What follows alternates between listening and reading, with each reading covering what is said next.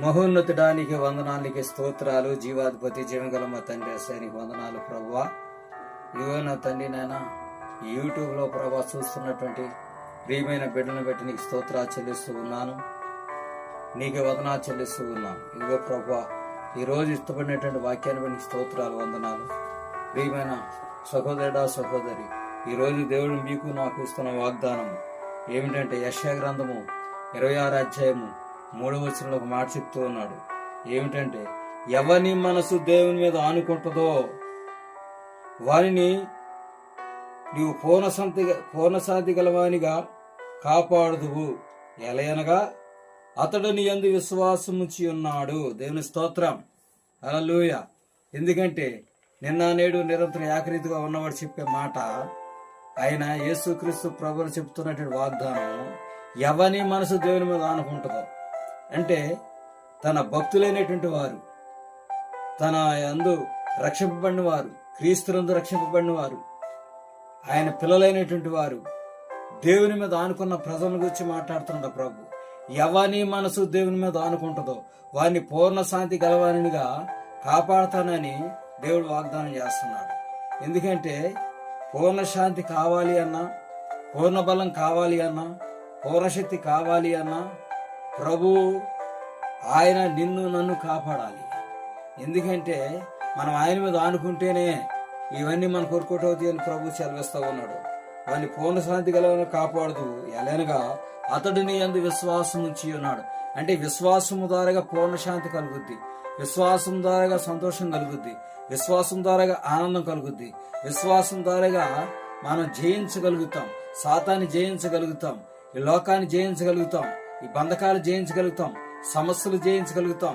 ఎందుకంటే దేవుడు నీకు నాకు ఆయన కృపనిచ్చి ఉన్నాడు, ఆయన పరిశుద్ధాత్మనిచ్చి ఉన్నాడు. ఆయన పరిశుద్ధాత్మ యొక్క సన్నిధిని మనం అనుభవించడానికి ఆయన కృప చూపిస్తూ ఉన్నాడు. కాబట్టి ఆయన కృపలోనే మనం ఏం చేస్తామంటే ఏదైనా జయించగలుగుతాం, ఏ సమస్య అయినా జయించగలుగుతాం, ఏ యొక్క ఇబ్బందులైనా జయించగలుగుతాం, ఏ రోగాన్నైనా జయించగలుగుతాం, ఏ వ్యాధినైనా జయించగలుగుతాం. ఎందుకంటే ప్రభు ఇచ్చినటువంటి వాగ్దానం, ఎవన మనసు దేవుని మీద ఆనుకుంటుందో ఆ దేవుని మీద ఆనుకున్న వాని యొక్క మనస్సు పూర్ణ శాంతి గలవానిగా కాపాడుతానని వాగ్దానం చేస్తున్నాడు ప్రభు.